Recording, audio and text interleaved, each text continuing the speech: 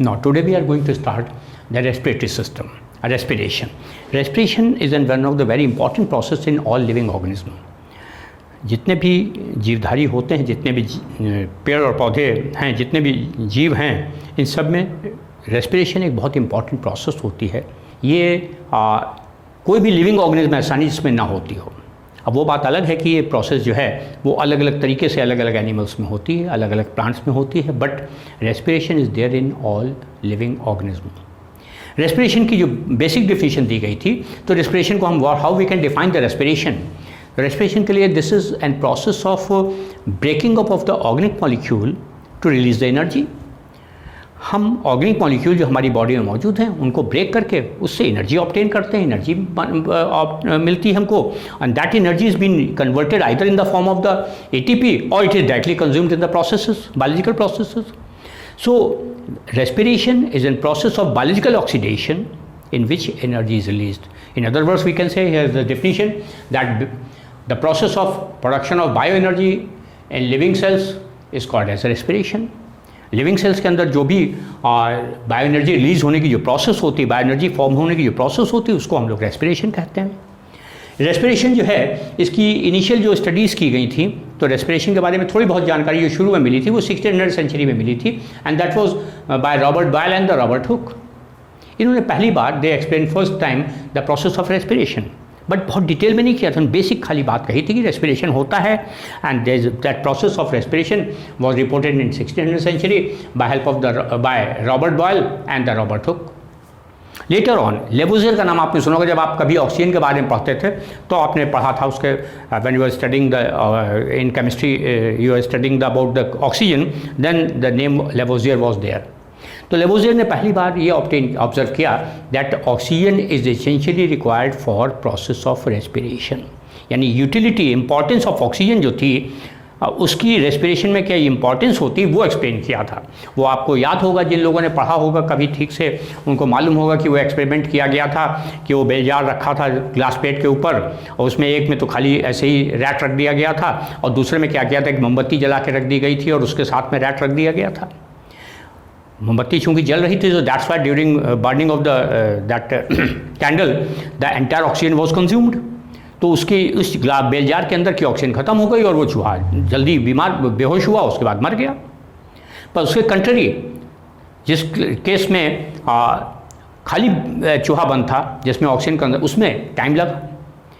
Time इसलिए लगा क्योंकि ऑक्सीजन तो उसमें लिमिटेड थी, बेल जार सील था, तो उसमें काफ़ी समय तक रहा जब तक ऑक्सीजन यूज़ हुई. जब ऑक्सीजन ख़त्म हुई तब उसको प्रॉब्लम आई. पर इसके कंट्री अगर हम ये कर दें कि अगर हम आपने जब पढ़ते हैं आप लोग फोटोसिंथेसिस, तब उसका एक्सपेरिमेंट का जिक्र आता है कि एक फ्लावर पॉट लेकर के, एक प्लांटेड पॉट लेकर के, एक छोटा सा पौधा लगा हुआ गमला लेकर के उसको बेलजार में बंद करें, साथ में चूहा बंद कर दें. तो उस केस में क्या होता है कि वो चूहा जो है सर्वाइव करता रहता है, क्योंकि जितनी CO2 बना रहा है जितना उतनी वो प्लांट कंज्यूम कर लेता है.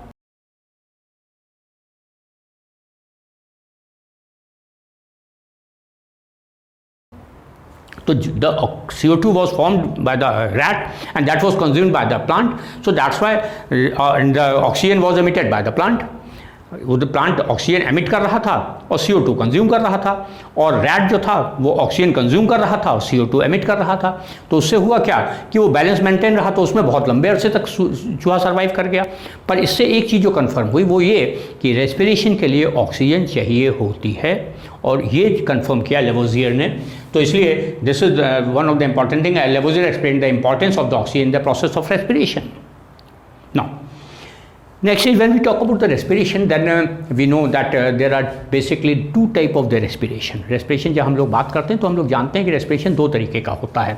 एक respiration जिसको हम लोग कहते हैं which takes place in the absence of the oxygen and is called as anaerobic respiration, and other one is called as aerobic respiration which takes place in the presence of the oxygen.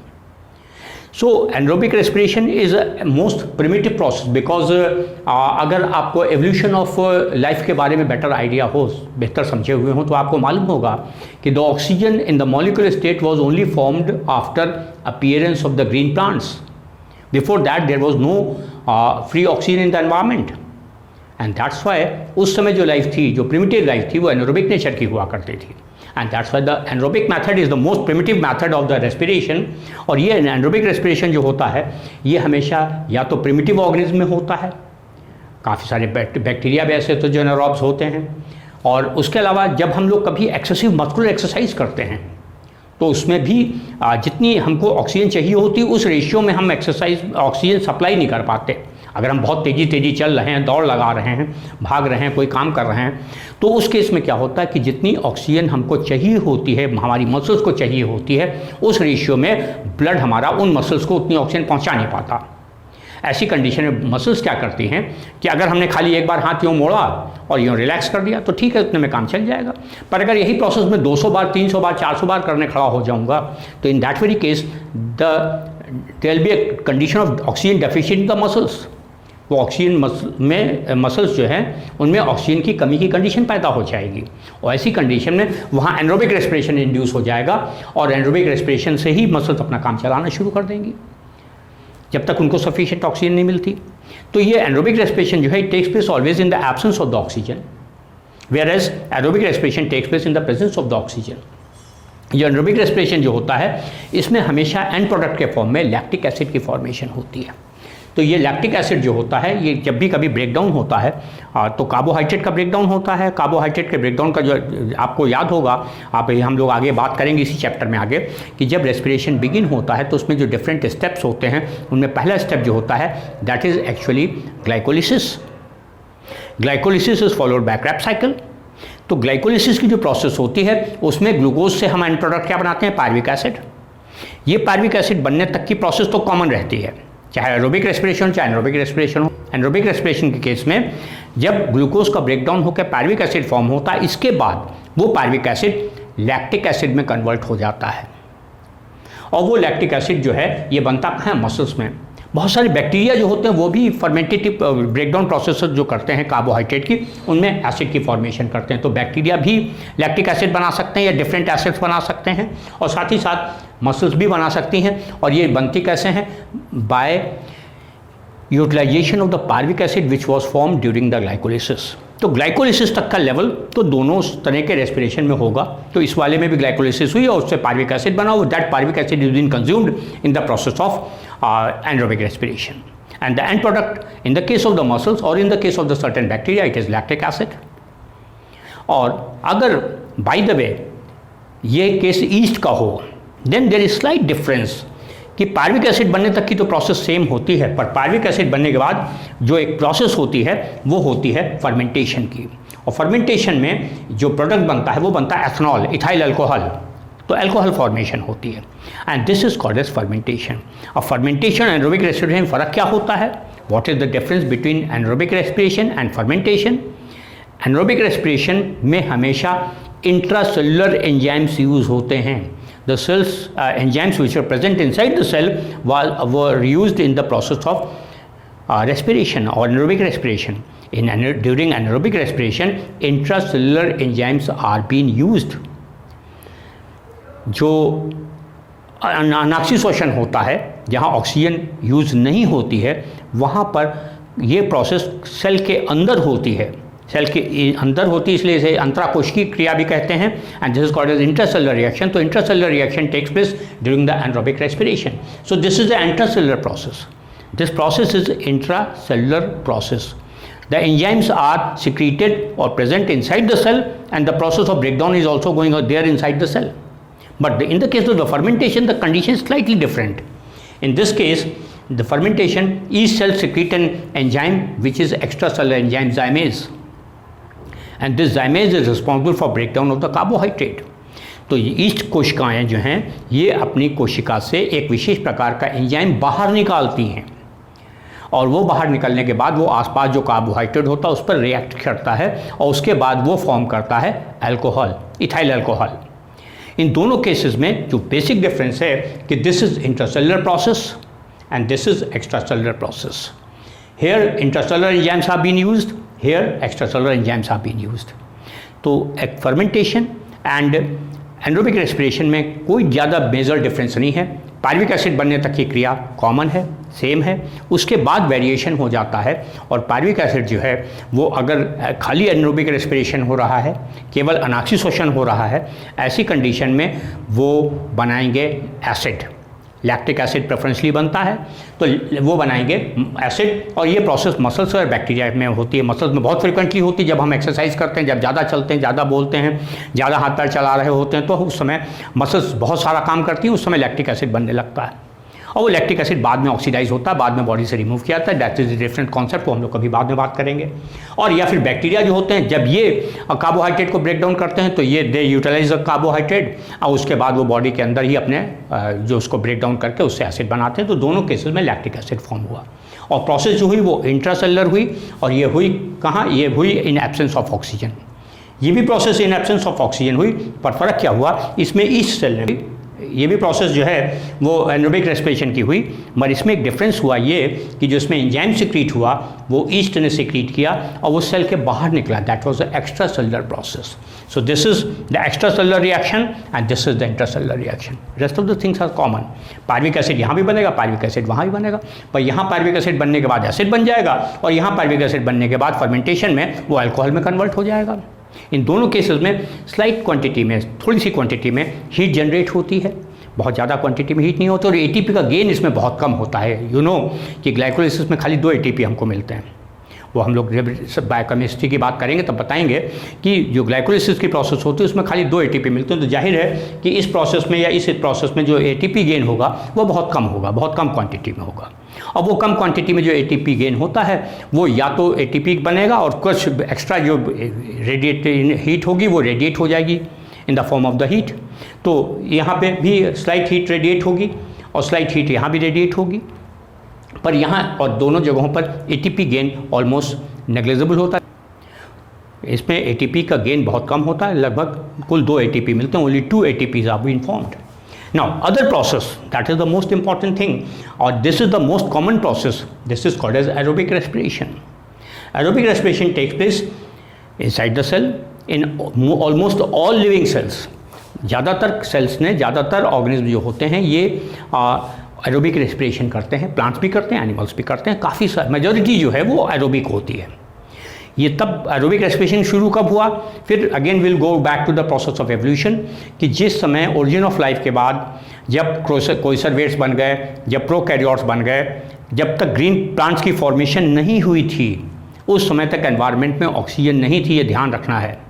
तो because free oxygen was not there in the environment in the molecular state, that's why all the organisms present on the earth were respiring anaerobically.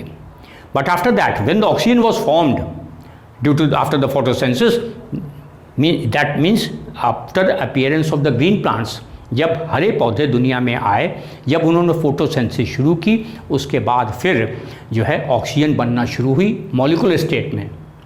Molecular state का मतलब O2 के form में, उसके पहले atomic state में थी, अब molecular state में ऑक्सीजन बनना शुरू हुई। वो ऑक्सीजन जो थी वो एनवायरनमेंट में आई, और जब वो फ्री ऑक्सीजन अवेलेबल हुई तब जाकर के एनिमल्स ने रेस्पिरेशन शुरू किया। कैसे? एरोबिकली। तो एरोबिक रेस्पिरेशन जो होता है, इसका जो एंड प्रोडक्ट होता है वो कार्बन डाइऑक्साइड एंड वाटर होता है। यानी कार्बोहाइड्रेट को हमने ऑक्सीडाइज किया, इसका एंड प्रोडक्ट जो बनेगा वो बनेगा कार्बन डाइऑक्साइड एंड वाटर, और ये ज़्यादातर most of the living plants and animals में होती है। और इसमें जो एनर्जी होती है, ये इसमें क्वांटिटी ऑफ एनर्जी ज़्यादा होती है। यानी हम लोग ये कहते हैं कि टोटल जो एनर्जी मिलती है हमको एटीपीज़ के फॉर्म में, सारी टोटल 40 एटीपीज़ मिलती हैं, 2 ऑलरेडी एडवांस में कंज्यूम हो जाते हैं, तो हम लोग मानते हैं 38 एटीपीज़ का नेट गेन होता है। आउट ऑफ दोज 38 एटीपीज़ वो उसमें क्रेब्स साइकिल भी इन्वॉल्व है, ग्लाइकोलिसिस भी इन्वॉल्व है। तो यहाँ पर ग्लाइकोलिसिस और क्रेब्स साइकिल दोनों प्रोसेसेस होती हैं, इसलिए यहाँ पर एंड प्रोडक्ट के फॉर्म में हमको एनर्जी ज़्यादा मिलती है इस रिएक्शन के फॉर्म में। एनारोबिक रेस्पिरेशन के कंपेरिजन में एरोबिक में हमको एनर्जी ज़्यादा मिलती है, और वो एनर्जी हीट के फॉर्म में भी थोड़ी बहुत चली जाती है, और मोस्ट ऑफ द जो एनर्जी होती है that is been converted in the form of the ATP. ज़्यादातर एनर्जी को एटीपी के फॉर्म में कन्वर्ट कर लिया जाता है, वो इसी चैप्टर के आगे बात आएगी अभी। तो ये एरोबिक रेस्पिरेशन की जो लिमिटेशन है that is presence of oxygen. Advantage है more quantity of the energy, इसमें ज़्यादा एनर्जी मिलती है, ये इसका फ़ायदा है। और जो इसका सबसे ज़रूरी चीज़ क्या है कि इसमें ऑक्सीजन ज़रूरी है, ऑक्सीजन के प्रेजेंस में ही होता है। तो ज़्यादातर एनिमल्स जो हैं वो एरोब्स होते हैं, ज़्यादातर प्लांट्स भी एरोब्स होते हैं, और वो ऑक्सीजन कंज्यूम करके CO2 फॉर्म करते हैं और अपनी लाइफ प्रोसेसेस के लिए एनर्जी जनरेट करते हैं। तो ये तो बात हुई बेसिक टाइप ऑफ रेस्पिरेशन के टाइप्स की, यानी कि जो 2 टाइप के रेस्पिरेशन हुए, एनारोबिक एंड एरोबिक। एनरोबिक में मसल्स में बन गया लैक्टिक एसिड और ईस्ट सेल ने बना दिया फर्मेंटेशन की प्रोसेस से अल्कोहल। ये दोनों में बेसिक प्रोसेस सेम होती है, ग्लाइकोलिसिस सेम होती है, पायरुविक एसिड तक की स्टेज कॉमन होती है, उसके बाद वेरिएशन हो जाता है, एक में अल्कोहल बन गया और एक में एसिड बन गया। कंट्री दैट एरोबिक रेस्पिरेशन में अल्कोहल एसिड कुछ नहीं बन रहा है, यहाँ बन रहा है कार्बन डाइऑक्साइड, और ये जो कार्बन डाइऑक्साइड है ये जब ऑक्सीजन के साथ हम कार्बोहाइड्रेट को ऑक्सीजन के साथ वो कंज्यूम करते हैं, एसोसिएट करते हैं, ऑक्सीडाइज करते हैं, तो इस ऑक्सीडेशन के बाद जो एंड प्रोडक्ट बनता है वो कार्बन डाइऑक्साइड और वाटर मॉलिक्यूल्स बनते हैं प्लस एनर्जी बनती है। तो that's why this process yields relatively more energy, and this is the basic type of respirations. ये जो है this is the information about the what are the basic types of the respiration, anaerobic and aerobic. इसके बाद बात आती है what are the important respiratory organs, what are important respiratory structures. जब respiratory organs और स्ट्रक्चर्स की बात होती है तो हमारे दिमाग में खाली एक बात होती है, हम अपने को देखते हैं या बाकी जानवरों को देखते हैं तो लगता है कि भाई नज़ल चैम्बर है, ट्रैकिया है, लंग्स हैं, यही रेस्पिरेशन होता है। पर इस प्रोसेस के पहले हमको जब भी कभी हम लोग बात करनी है रेस्पिरेशन की, then we have to keep in the mind कि there is a process of evolution from protozoa to mammalia. हम लोग प्रोटोजोआ से इवॉल्व होते होते आज तक पहुँचे हैं। तो प्रोटोजोआ भी रेस्पायर कर रहा था, सेलेंट्रेट्स भी रेस्पायर कर रहे थे, स्पॉन्जेस भी रेस्पायर कर रहे थे, मोलस्कस भी रेस्पायर कर रहे थे, फिशेस भी रेस्पायर कर रही थी, और सारे जानवरों में अलग अलग तरह के रेस्पिरेटरी मेथड्स हुआ करते थे। उनमें जो सर्फेसेस थी जहाँ से एक्सचेंज ऑफ गैसेस की, जो एरोबिक रेस्पिरेशन था उसका बायोकेमिस्ट्री सेम थी। ग्लाइकोलिसिस क्रेब्स साइकिल अमीबा में भी हो रहा था, हम में भी हो रहा है, वो स्पंज में भी हो रहा था, हम में भी हो रहा है, मगर डिफरेंस क्या था? ऑक्सीजन को लेने के तरीके में फ़र्क था। तो वो जो रेस्पिरेटरी सर्फेसेस होती हैं जहाँ से एक्सचेंज की प्रोसेसेस होती हैं, इनमें से जो बेसिक प्रोसेस है जिसको हम लोग कहते हैं जो प्रोटोजोआ से शुरू हुई थी, वो होती है प्लाज्मा मेम्ब्रेन। क्यों प्लाज्मा मेम्ब्रेन? तो amoeba was a single celled animal, the sponges were also almost they were there in the water and the sufficient quantity of the water it was there in the surrounding environment containing sufficient quantity of the oxygen in the water, and that's why there was simple process of diffusion of oxygen from the water to the body through the plasma membrane. जितने भी lower animal जो पानी में पाए जाते हैं, उन सभी एनिमल्स में पानी में रहते हैं, पानी के में ढेर सारा उनके आसपास पानी है, and that water contains sufficient quantity of the oxygen. उस पानी में बहुत सारी ऑक्सीजन भी होती है, और वो ऑक्सीजन डिफ्यूज़न से, डाल्टन्स लॉ केमिस्ट्री वाला ध्यान रखेगा, law of diffusion, partial pressure difference होता है, ऑक्सीजन बाहर ज़्यादा अंदर कम है, और अंदर CO2 ज़्यादा है बाहर कम है, तो बाहर से ऑक्सीजन अंदर चली जाती है और अंदर से CO2 बाहर चली जाती है। तो that happens simply by the simple process of diffusion. There is plenty of the oxygen in the surrounding environment, there is sufficient quantity of the oxygen in the surrounding environment. Amoeba या hydra या coelenterates या sponges के case में आसपास के पानी में बहुत सारी ऑक्सीजन होती है, और वो पानी से ऑक्सीजन उनकी बॉडी में विसरण की क्रिया के द्वारा चली जाती है, और उसके अंदर जो CO2 बन रही है as a respiratory material, aspiratory material, that is been passed out by the process of diffusion.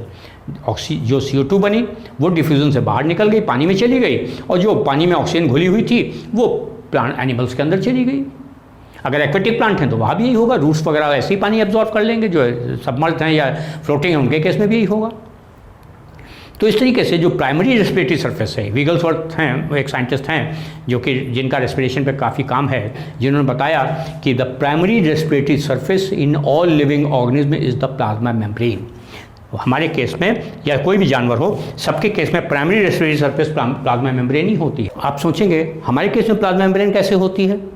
भाई जब हमने सांस खींची, लंग्स के अंदर सांस गई, तो वहाँ पर जब एक्सचेंज ऑफ गैसेस हो रहा है तो एल्वेलाई की जो वॉल है वो तो प्लाज्मा लेमा की बनी है ना, यानी उसी ब्लड और जो एयर है उसके बीच में जो एक्सचेंज ऑफ गैसेस की प्रोसेस जो होगी वो तो प्लाज्मा मेम्ब्रेन के थ्रू ही होगी।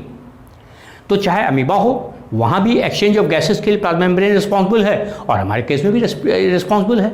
हमारी जब वही ऑक्सीजन जब टिश्यूज़ में पहुँचती है तो टिश्यूज़ में जब डिफ्यूज़ होकर जाती है तो सेल की जो प्लाज्मा मेम्ब्रेन होती है उसको क्रॉस करके सेल के अंदर चली जाती है, and that's why plasma membrane is considered to be one of the most primitive respiratory organ in animals, especially in the case of the aquatic animal, the primitive animals, जहाँ पे हम बात कर सकते हैं स्पॉन्जेस की, सेलेंट्रेट्स की, प्रोटोजोन्स की, उनके केस में प्लाज्मा मेम्ब्रेन होती है।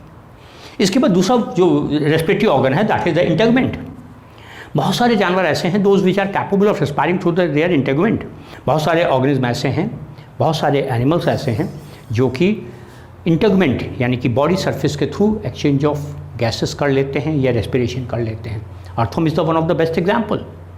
अर्थोम में जो मॉइस्ट इसकी स्लाइमी स्किन होती है उसके थ्रू एक्सचेंज ऑफ गैसेस हो जाता है। उसी तरीके से अगर हम बात करें इन द केस ऑफ एम्फीबियन, तो एम्फीबिया में फ्रॉग में आपने पढ़ा होगा क्यूटेनियस रेस्पिरेशन। तो ये फ्रॉग जो है जब पानी में होता है तो वो स्किन के थ्रू रेस्पिरेशन कर लेता है। जब टैडपोल स्टेज में होता है तब भी स्किन के थ्रू कर लेता है। तो स्किन और द इंटगमेंट में also function as an respiratory organ. Integument उन एनिमल्स में, जैसे हम मैन की बात करें या हम रेप्टाइल्स की बात करें तो उनके, या बर्ड्स की बात करें तो उनके केस में नहीं हो सकता, क्योंकि उनकी स्किन का पैटर्न डिफरेंट है। उनकी स्किन जो होती है वो that is not suitable for exchange of gases, तो इसलिए वहाँ से हम ऑक्सीजन नहीं ले सकते हैं। तो हमारी बॉडी में क्यूटेनियस रेस्पिरेशन पॉसिबल नहीं है, इंटगमेंटरी रेस्पिरेशन पॉसिबल नहीं है।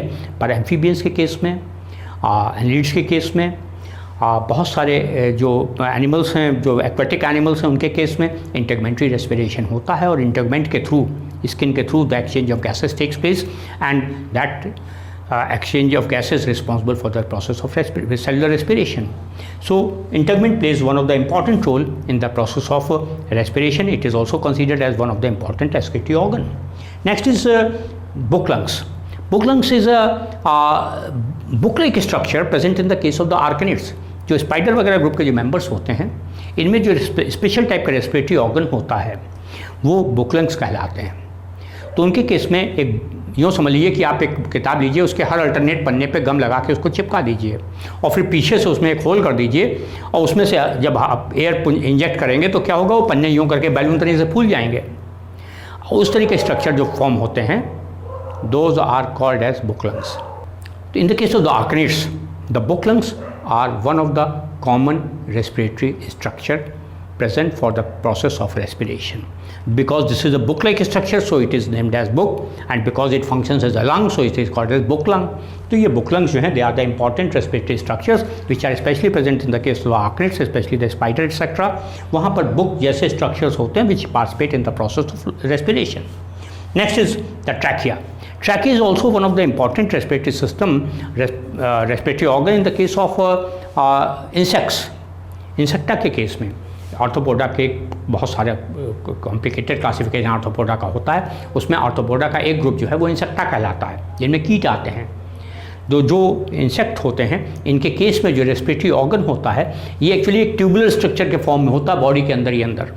तो in the case of the insects, the important structure which is responsible for process of respiration is tracheal system. These trachea are actually the tubular structures present inside the body cavity and are connected by an opening spiracle through the outer environment. तो इसमें होता क्या कि बाहर से एक body में एक अपर्चर है जिसके थ्रू बाहर से कनेक्टेड हैं, उस अपर्चर को कहते हैं स्पार्कल, और उसके अंदर ब्रांच ट्यूबुलर स्ट्रक्चर पूरी बॉडी में फैला हुआ होता है जो अंदर ऑक्सीजन की सप्लाई देता है। तो बॉडी की सरफेस पे एक अपर्चर निकला होता है बॉडी के लेटरल साइड पर, जिससे स्पार्कल कहते हैं, जो बाहर से कनेक्टेड होता है। उस स्पार्कल के अंदर बहुत सारी ट्यूबुलर ब्रांचेज अंदर बिखरे हुए होते हैं, उनका एक पैटर्न होता है, डॉर्सल वेंट्रल ब्रांचेज होती हैं और पूरी बॉडी के अंदर वो डिस्ट्रीब्यूटेड रहते हैं और उस ट्यूब के थ्रू सीधे ऑक्सीजन अंदर टिश्यूज़ तक पहुंच जाती है। तो इसमें ये जो स्पेशल ट्यूबुलर सिस्टम होता है इसको हम लोग कहते हैं ट्रैकियल सिस्टम। ये ट्रैकियल सिस्टम जो है this is one of the important feature in the case of the insects में रेस्पिरेशन जो होता है that is by help of the trachea और tubular structures. Next is the gills. We know the gills, fishes के case में gills present होते हैं, tadpole stage में फ्रॉग में गिल्स प्रेजेंट होते हैं। तो जिन एनिमल्स में गिल्स प्रेजेंट होते हैं या मॉलस्कन्स में भी गिल्स प्रेजेंट होते हैं, तो जहाँ भी गिल्स प्रेजेंट हैं वहाँ पर गिल्स जो होते हैं these are the leaf like structures which are there directly in the contact of the water, and inside the leaf-like structure there is a vascular supply, there is a blood supply, and through that blood supply between the exchange of gases takes place between the water and the blood.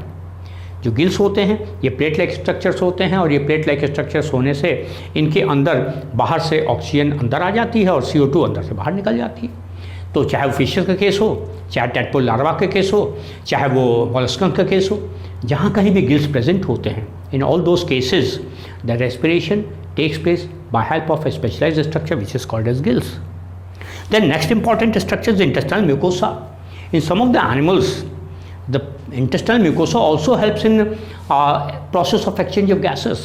वो जो खाना खाते हैं जब उसके साथ पानी भी चला जाता है, और जब पानी चला जाता है तो उस पानी में जो डिजॉल्व ऑक्सीजन होती है उस ऑक्सीजन को इंटेस्टाइन की म्यूकोसा अब्जॉर्ब कर लेती है। काफ़ी सारी टेलियोस फिशेज जो होती हैं, ट्रॉपिकल फिशेज जो होती हैं, उनके केस में इंटेस्टाइन म्यूकोसा जो होती है that plays important role in the process of respiration, and that's why we can say कि ये जो है this is also the intestinal mucosa is also the structure which can act as an respiratory organ.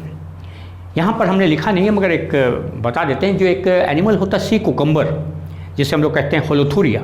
होलोथुरिया के rectum के reason में एक special type का branch structure present होता है जिसको हम कहते हैं रेक्टल रेस्पिरेटरी ट्री। और ये रेक्टल रेस्पिरेटरी ट्री जो होता है ये भी रेक्टम के रीजन से उसके अंदर पानी जाता है और वहाँ पे एक्सचेंज ऑफ गैसेस में हेल्प मिलती है उसको।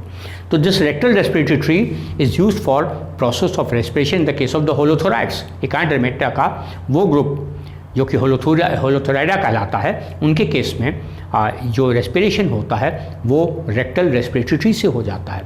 तो जो सी कुकम्बर टाइप के जानवर हैं जो जिन्हें हम कहते हैं कोकोमेरिया, तो सी कुकम्बर से कोकोमेरिया में जो रेस्पिरेशन होता है वो रेक्टल रेस्पिरेटरी ट्री से भी हो जाता है। इसके बाद नेक्स्ट जो है that is the air sac और air bladder. In the case of molluscan along with the gills there is a balloon like structure present between the shell and the mantle, and that balloon like structure, the sac like structure helps in exchange of gases. Molluscan के case में जो उनका बाहर का कड़ा आवरण होता है उसमें और उनकी जो अंदर की सॉफ्ट स्किन होती है उसके बीच में एक स्पेस होता है that is called as pulmonary sac, and that pulmonary sac opens outside by a small opening, and that sac like structure also helps in process of exchange of gases. Similarly, in the case of number of fishes, especially the lungfishes, there is especially in some other fishes, in some of the fishes there is a air bladder like structure, and that air bladder like structure helps in process of respiration. So air sac or air bladders are the structures which are used for process of respiration in certain animals like molluscans and some fishes.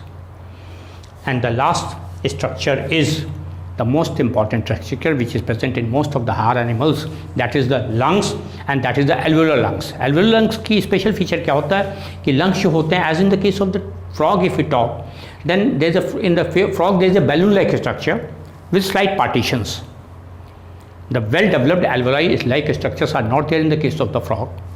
So it is a simple balloon-like structure with the partitions, and that is also the structure which indicates primitive level of the alveoli formation or air sac-like formation.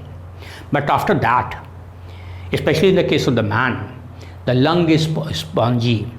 In the case of the man, our lungs is spongy in nature. It contains millions of the air sac-like structures like in the case of the sponge.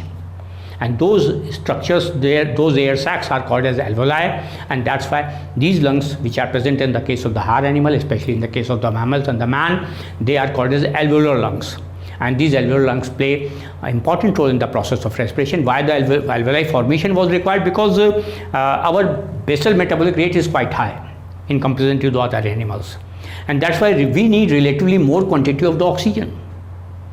When we need more quantity of the oxygen, then we need also the more area for the exchange of gases, and this was the only possible method that we should develop the sac-like structures inside the lungs which may increase the total surface area for the gases exchange.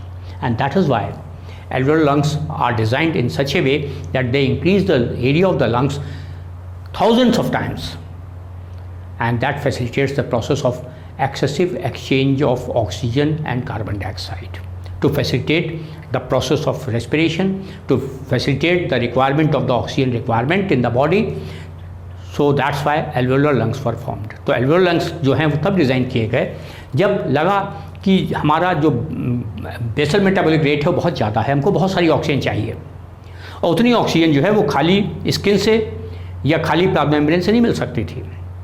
तो करना ये पड़ा कि हमने फेफड़ों के अंदर बहुत सारे एयर के सैक्स बना दिए, लंग्स के अंदर बहुत सारे एल्वोलाई बना दिए, एयर सैक्स बना दिए, वायुकोश बना दिए, और ये वायुकोश जो थे इनकी वजह से जो टोटल गैसेस एक्सचेंज का जो क्षेत्रफल था वो हज़ारों गुना बढ़ गया, उससे हमको इतनी सफिशिएंट क्वांटिटी में ऑक्सीजन मिल पाती है जिससे हमारी आवश्यकताएं पूरी हो सकें। So that's why alveolar lungs are design only for increasing the exchange surface और गैसेस एक्सचेंज सरफेस और to increase the respirative capacity, हमारी जो श्वसन की क्षमता है उसको बढ़ाने के लिए, ज़्यादा मात्रा में ऑक्सीजन का आदान प्रदान हो सके, उसके लिए ऑक्सीजन और कार्बन डाइऑक्साइड का विनिमय हो सके ज़्यादा मात्रा में, इसके लिए हमारे लंग्स को एल्वेओलर नेचर में बदला गया। तो आज तक की बात जो है this is only deals with the basic concept of the respiration and this is the respiration part 1. Next time we will discuss the second part of the respiration and that will deal with the respiratory system of the man. अगली बार हम लोग बात करेंगे मनुष्य के श्वसन तंत्र के बारे में। आज जो बात की है वो श्वसन की जो मूलभूत सूचनाएं हैं, जो इन्फॉर्मेशंस हैं, उनको हमने बताया है रेस्पिरेशन पार्ट 1 में। तो पार्ट 2 में हम लोग डिस्कस करेंगे the respiratory system of man, मनुष्य का श्वसन तंत्र जो है वो अगले वॉल्यूम में डिस्कस करेंगे। Thank you very much and keep in your mind कि हमने जैसा कहा है कि आप लोग ये वीडियो खुद भी देखें और सब्सक्राइब भी करें, इसको शेयर भी करें और ख़ास तौर से उन बच्चों के साथ शेयर करें जो कि बहुत महंगे कोचिंग्स अफोर्ड नहीं कर सकते, जो बहुत महंगी कोचिंगों में दाखिला नहीं ले सकते। तो इसलिए ये मेरी आपसे रिक्वेस्ट है कि उन बच्चों की मदद करने के लिए जो ज़रूरतमंद हैं, आप इस वीडियो को शेयर करें उन बच्चों के बीच में। Thank you very much.